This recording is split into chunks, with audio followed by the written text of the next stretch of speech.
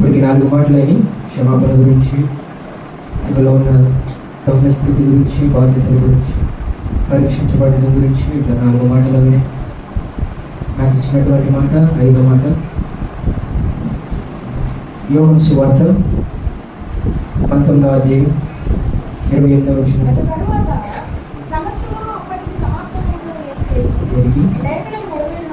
లేఖనము నెరవేరిన ప్రార్థన చేసుకుందాం. మహాగరుడ, మహోన్నతుడ, నిత్య నివాసిన మదేవమ, అతి శ్రేష్టమైన నామం కలిగిన వందనాలు స్తోత్రం చెల్లిస్తున్నాము. అల్పుడను, అయోగ్యులను, నిష్ప్రయోజకునయ, బుద్ధిహీనుని, దౌర్భాగ్యం, దేవజ్ఞానం లేనటువంటి వాడిని నిలబెట్టుకుని నైనా బలపరచమని అడుగుతున్నానయ్యా. ఏదైతే నైనా ప్రిపేర్ అయినా ప్రతిదీ చెప్పడానికి సహాయం చేయండి, బలపరచండి, ధైర్యాన్ని దయచేయమని అడుగుచు. మా ప్రభువుల రక్షకుడు యేసుక్రీస్తు వారి నామములో చిన్నది ప్రార్థన బతిలాడుతున్నాను తండ్రి. ఆమేన్. నేను తప్పికొనుచున్నాను. 5వ మాట ఏంటండి? తప్పికొనుచున్నాను. అయితే యేసయ్యని ఎర్లీ మార్నింగ్ 3ంటికి ఎక్కడ, ఏ కొండ మీద చెప్తారా?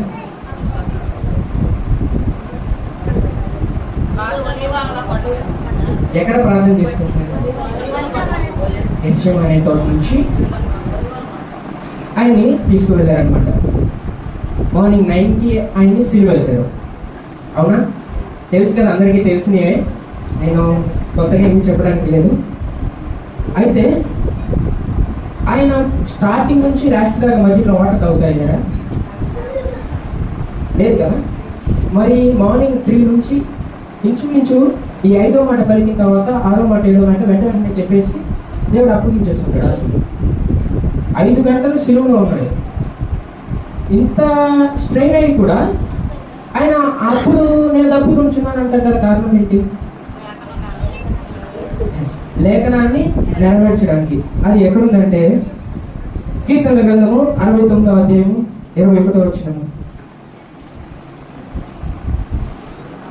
వారు చేదును ఆహారముగా పెట్టిరి, నాకు దప్పి అయినప్పుడు చిరకము త్రాగనిచ్చిరి. దేవుడు దాహము అని అడిగినప్పుడు వారు ఏమిచ్చారు? విషయాన్ని ఇచ్చారు. అవునా? ఆయన లేఖనమును నెరవేర్చడానికి ప్రతిదీ 7 మాటలు కూడా లేఖనము నెరవేర్చడానికే మాట్లాడారు దేవుడు. అయితే ఆయన అసలు ఆయన యొక్క దాహం ఏంటి? నిజముగా ఆయన యొక్క ఆత్మీయ దాహం ఏంటంటే లూకా సువార్త 19వ అధ్యాయము 10వ వచనము. లూకా సువార్త నశించిన దానిని వెతికి రక్షించుటకు మనిషి కుమారుడు వచ్చనని అతనితో చెప్పాను. నశించిన దానిని వెతికి రక్షించడం ఆయన యొక్క సందర్భం. దాహం ఏంటంటే రక్షించడం అన్నమాట. మరి మనం చూసుకుంటే యోహాను సువార్త 4వ అధ్యాయం 6వ వచనం నుంచి 10వ వచనం దాకా. అదే కనుక యేసు ప్రయాణం అలసి ఆ బావి ఎదురు కూర్చున్నాడు. అప్పటికి ఇంచుమించు 12 గంటలు అయింది. సమరయ స్త్రీ ఒకటి నీళ్లు చేరుకోవడానికి అక్కడికి రాగా యేసు నాకు దాహమునకి ఇమ్మని ఆమె అడిగాను. ఆయన శిష్యులు ఆహారం కొరకు ఊరిలోకి వెళ్ళింది. ఆ సమరయ స్త్రీ యూదులైన నీవు సమరయ స్త్రీనైన నన్ను దాహమునకి ఇమ్మని ఎలా అడుగుతున్నావని ఆయనతో చెప్పాను. ఎలా యూదులు సమరయులతో సాంగత్యం చేయరు. అందుకు యేసు, నీవు దేవుని వరకు నాకు దాహమునకి ఇమ్మని నిన్ను అడుగుచున్న వాడు ఎవడో అది ఎరిగి ఉంటే నీవు ఆయన అడుగు, ఆయన నీకు జీవజలం ఇచ్చునని ఆమెతో చెప్పాను. తెలిసిందే దేవుడు దాహం వస్తుందని చెప్పి సమరయ స్త్రీని అడగదు. అయితే 13-14 చెప్పు. అందుకు యేసు, నేనిచ్చి నీరు త్రాగవాడు ఇప్పుడు తప్పికొన్నాడు. చాలమ్మా. ఆ బావి దగ్గర యేసుక్రీస్తు వారు సమరయ స్త్రీని దాహము అని చెప్పి అడిగాడు. అంటే వెళ్ళి వెంటనే సువార్త చెప్పడానికి ముందు ఆయన దేని అంటే ఎట్లా మొదలు పెట్టారు? ఆ దాహం వేసుకుని అని చెప్పి మొదలెట్టాడు. అక్కడ అందరూ శిష్యులు కానీ సమరయ స్త్రీ కానీ అందరూ బాహ్యమైన నిజమైన వాటర్ కోసమే అనుకున్నారు. అయితే సరే, ఇప్పుడు దేవుడు అన్న మాట ప్రకారం నేనిచ్చే నీళ్ళు తాగితే ఇంకెన్నడూ తప్పికొండదు అన్నాడు కదా. మరి ఆ యొక్క స్త్రీ మరి ముందు ఎందుకు అడిగినట్టు ఆ యొక్క స్త్రీని నాకు దాహం వేస్తుందని? ఎందుకంటే ఆమెను రక్షించడం కోసం, ఆ యొక్క ప్రాంతాన్ని రక్షించడం కోసం. ఆ ప్రణాళిక ఆయనకు తెలుసు కనుక. అయితే ఇప్పుడు 25-26 వచ్చిన ఆ స్త్రీ ఆయనతో, క్రీస్తు అనబడిన మెస్సీయ వచ్చినని నేను ఎరుగుదును. ఆయన వచ్చినప్పుడు నాకు సమస్తము తెలియజేయనని చెప్పగా, యేసు నీతో మాట్లాడుచున్న నేనే ఆయనని ఆమెతో చెప్పాను.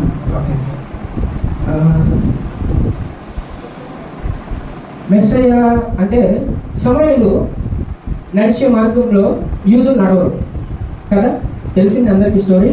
వాళ్ళు తాగే నీరు కూడా తాగరు, స్టార్టింగే మనం విన్నాము. అయితే ఈ యొక్క సమరయ ప్రాంతంలో ఉన్న వారికి మెస్సయ్య వస్తారు, అప్పుడు మాకు సమస్తము తెలుస్తుంది అని చెప్పి తెలుసు ముందే. అయితే దేవుడు ముందు అక్కడికి వెళ్ళి ఆమెని రక్షించడానికి దాహం అన్నాడు. ఆ తర్వాత నేను ఇచ్చే నీళ్ళు తాగితే ఇంకొప్పుడు తప్పికొని అన్నారు.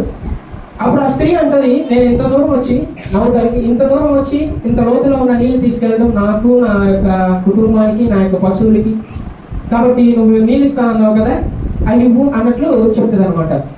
అయితే దేవుడు అప్పుడు మార్చుకుంటాకి, సరే నువ్వు వెళ్ళి నీ పెనిమిటిని తీసుకురమ్మంటది. ఎవరిని? నీ పెనిమిటిని. ఆమె అంటది, నాకు పెనిమిటి లేడు అని చెప్పంటది. నీకు 5 పెనిమిట్లు ఉన్నారు, ఇప్పుడున్న వాడు కూడా నీ వాడు కాదని చెప్పి దేవుడు సమరయ స్త్రీతో అంటారనమాట. ఇది అందరికీ తెలిసిందే. అయితే ఆ సమరయ స్త్రీ వెంటనే నిజంగానే ఆమెకి సొంతంగా తెలిసింది కూడా దేవునికి తెలిసింది కాబట్టి ఆమె మార్పు చెంది ఆమె వెంటనే వెళ్ళి ఊరు వారందరినీ పిలిచి వారికి ఇక్కడ జరిగినవి చెప్పి వారందరినీ రక్షించడానికి ఒక కారకురాలు అయిందనమాట. ఆయన యొక్క దాహము ఏంటంటే వారిని రక్షించడం. అక్కడ 12 మందితో మొదలుపెట్టి ఇప్పుడు ప్రతి దేశంలో ఉన్న ప్రతి ఒక్కరు మార్పు చెందడానికి గల కారణం ఏంటంటే ఆయన యొక్క దాహం. మనకు కూడా అది కావాలి, అది ఉంటేనే. సరే, నెక్స్ట్ తీసుకుంటే లోకానుసారమైన దప్పికలు కూడా ఉన్నవి. దేవుని యొక్క దప్పిక ఏంటంటే రక్షణ, మరి లోకానుసారంగా కూడా ఉన్నవి. అయితే మొదటిగా లోకానుసారమైన వాటిలో మొదటిది ధనాపేక్ష అనే దాహం అన్నమాట. లూకా సువార్త 16వ అధ్యాయము 19 నుంచి 24 వచనముల వరకు. అతడు ఊదాలకు బట్టలను సన్నపు నార వస్త్రాలను ధరించుకుని ప్రతిదినము బహుగా సుఖపడుచుండేవాడు. లాజరును ఒక దరిద్రుడైనను వాడు కురుపులతో నిండినవాడై ధనవంతుని ఇంట వారిగా పడి ఉండి అతని బల్ల మీద నుండి వాడు రొట్టె ముక్కలతో ఆనందించుకుని కానీ అంతేకాక కుక్కలు వచ్చి వారి కురుపులు ఆగాను.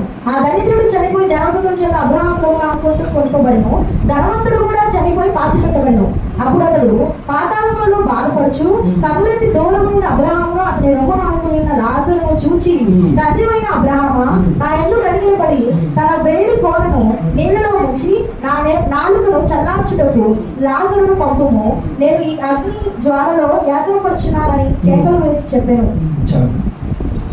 ఆ యొక్క ధనవంతుడు లగ్జరియస్గా బతికాడు, బయట పేద లాజరు ఉండేవాడు అనమాట. ఇద్దరూ చనిపోయారు. లాజరు ఏమో పరలోక రాజ్యం వెళ్ళాడు, ధనవంతుడేమో నరకానికి వెళ్ళాడు. ఆయన యొక్క ధనాపేక్ష, ధనం సంపాదించుకున్నాడు కానీ దేవుణ్ణి సంపాదించుకోలేకపోయాడు అనమాట. ఆయన నరకంలో ఉండి రొమ్ముని, అబ్రహాము రొమ్ముకుని ఆనుకుని ఉన్న లాజర్ని రోజు బయట చూస్తూ ఉండేవాడు, తిన్న ఎముకలు ఇస్తున్నవాడు. ఆయన పరలోక రాజ్యంలో అబ్రహాము రొమ్ముకుని ఆనుకుని ఉండి చూస్తాం వల్ల ఈయన అప్పుడు అడుగుతున్నాడంట, చాలా దాహం వేస్తుంది కదా, అగ్నిలో ఉన్నాడు కదా, చాలా దాహంగా ఉంది. పైనుంచి ఆ యొక్క లాజర్తో వేరుతో ముంచిన ఒక చుక్కన్న వాటర్ వదలమని చెప్పి అడుగుతాడు అనమాట. దాని అర్థం ఏంటంటే అది వచ్చేలోపే ఆరిపోతుంది. కానీ ఆయన అంత సంపాదించుకున్నా సరే చివరికి ఎక్కడికి వెళ్ళాడు? నరకానికి వెళ్ళాడు. ఇతని దగ్గర ఏమీ లేదు, తింటకు కూడా ఉండేది కాదు. కానీ దేవుని సంపాదించుకున్నాడు కనుక ఇతను పరలోక రాజ్యంలో అబ్రహాము రొమ్ముని ఆనుకుని ఉండే స్టేజ్కి వెళ్ళాడు అనమాట. మనం రెండవదిగా చూసుకుంటే అధికార దాహం. ఏంటిది చెప్పాలి అందరూ? అధికార దాహం. మనం చూస్తే మొదటి సమయాలు 18వ అధ్యాయము 7వ వచనము. మొదటి సమయాలు 18వ అధ్యాయం 7వ వచనం. గాన ప్రతిగానములు చేయించు వాయించుచు సౌలు 1000 కొలదియు దావీదు 10,000 కొలదియు అని శత్రువులు హతము చేశారు అని. ఆ మాటకు సౌలుకు ఇంపుగా ఉండనందున అతడు బహుకోపం తెచ్చుకొని వారు దావీదులకు 10,000 కొలదనియు నాకు 1000 కొలదనియు స్తుతులు పాడినే, రాజ్యము తప్ప మరి ఏమి అతడు తీసుకునేవాడు అనుకునేను. కాబట్టి నాట నుండి సౌలు దావీదు మీద విషపు చూపు నిలిపాడు. సౌలు 1000 కొలది, దావీదు 10,000 కొలది అని చెప్పి అక్కడ సౌలు ముందు పొగడటం సౌలుకి నచ్చలేదు అనమాట. ఆయన తర్వాత రాజ్యం ఇస్తానన్నాడు. ఆయన యొక్క రాజ్యాన్ని, అధికారాన్ని ఎక్కడ కోల్పోతాడో అని చెప్పి ఆయన యొక్క అధికార దాహంతో దావీదుని చంపాలని అనుకున్నాడు. చివరి దాకా చూస్తే చంపుతానికి చాలా ప్రయత్నాలు చేశాడు అనమాట. చివరక్కడికి ఆయన చనిపోయాడు. అయితే మనము ఆ యొక్క అధికార దాహం నుంచి ఆయన ఏం తెచ్చిపెట్టుకున్నాడు? మరణాన్ని తెచ్చిపెట్టుకున్నాడు. అలాగే మనం ఇంకొక వ్యక్తిని చూసుకుందాం. మోషే గారిని చూసుకుంటే హెబ్రీ రాసిన పత్రిక 11వ అధ్యాయము 24వ వచనము. మోషే పెద్దవాడైనప్పుడు విశ్వాసమును బట్టి ఐగుప్తు ధనము కంటే క్రీస్తు విషయమైన నింద గొప్ప భాగ్యమని ఎంచుకుని అల్పకాలం పాపభోగం అనుభవించిన కంటే దేవుని ప్రజలతో శ్రమ అనుభవించుట మేలని యోచించి. మోషే గారు ఒక రాజ్య స్టేజ్ లో ఉన్నాడు. చిన్నప్పుడు అందరికీ తెలిసిందే, 40 సంవత్సరాల వరకు రాజ్యాధికారంలో ఉన్నాడు. ఆయన రాజ్యాధికారం విడిచిపెట్టి దేవుని ప్రజలతో కూడా కలిసి వెళ్ళాడు అనమాట. అట్లా అధికార దాహాన్ని కోకుండా దేవుని మనం ఎన్నుకుంటే దేవుడు మనల్ని ఆశీర్వదిస్తాడు అనమాట. మనం మూడవదిగా చూసుకుంటే వ్యామోహ దాహం. మొదటిగా న్యాయాధిపతులు 16వ అధ్యాయం 4వ వచనం. న్యాయాధిపతులు అతను సోనేకు లోయలో ఉన్న దెలీలాను స్త్రీని మోహింపగా ఫిలిష్తీయుల సర్దారులు ఆమె యొద్దకు వచ్చి ఆమెతో, మేము అతన్ని లాభం చేసి అతని గొప్ప బలము దేనిలో ఉన్నదో మేము ఎలాగ అతని గెలవచ్చునో తెలుసుకున్నాము. మనకి అందరికీ తెలుసు గారి గురించి అంత స్టోరీ అంతా చెప్తలేము. ఆయన చాలా బలవంతుడు. ఇజ్రాయెల్ ప్రకారంగా ఇజ్రాయెల్ ప్రజలందరికీ ఒక బలవంతుడిని దేవుడు బహుమానంగా ఇచ్చారు. అయితే ఆ యొక్క సంసోను చివరి వరకు నిలబెట్టుకోలేకపోయాడు. దేనివల్ల అంటే ఒక చిన్న పాపం అనమాట. ఆ యొక్క దెలీలా అనే ఒక స్త్రీని మోహించడం వలన ఆ సంసోను పోగొట్టుకున్నాడు. అయితే మనం చూసుకుంటే 2000 మందిని చంపిన ఆ వ్యక్తి ఇప్పుడు ఒక స్త్రీ చేతిలో చివరాఖరికి కళ్ళు పీకబడి ఒక చిన్న పిల్లల్ని ఆడుకున్నట్టు పిల్లలు ఆయన ఆడుకుని చివరాఖరికి చనిపోయిన పరిస్థితి ఉంది. లాస్ట్లో తెలిసిందే, లాస్ట్లో వచ్చినా సరే మరి పోయినట్లే కదండి. అయితే మరి అదే వ్యామోహం నుంచి మనం ఇంకొక వ్యక్తిని చూసుకుంటే ఆదికాండము 39వ అధ్యాయము 7 నుంచి 9వ వచనంలో యోసేపు మీద కన్ను వేసి తనతో సైనించమని చెప్పాను. అయితే అతడు ఒప్పక, నా యజమానుడు తన కలిగేదంతా నా చేతికి అప్పగించదు కదా, నా వస్తువులు తన ఇంటిలో ఏమి ఉన్నదో అతడు ఎరుగడు. ఈ ఇంటిలో నాకంటే పైవాడు ఎవడనూ లేడు. నీవు అతని భార్య అయినందున నిన్ను తప్ప మరి దేన్ని నాకు అప్పగింపగా ఉండలేదు. కాబట్టి నేను ఇట్లు ఇంత ఘోరమైన దుష్కార్యం చేసి దేవుడికి విరోధంగా పాపం కట్టుకున్నదా అని తన యజమాని భార్యతో అనేను. యోసేపు గారికి కూడా ఇంకా సంసోను గారు అయితే ఆయన వెళ్ళాడు. యోసేపు గారికి ఒక స్త్రీ ఎవరంటే పోతీఫర్ భార్య అనమాట.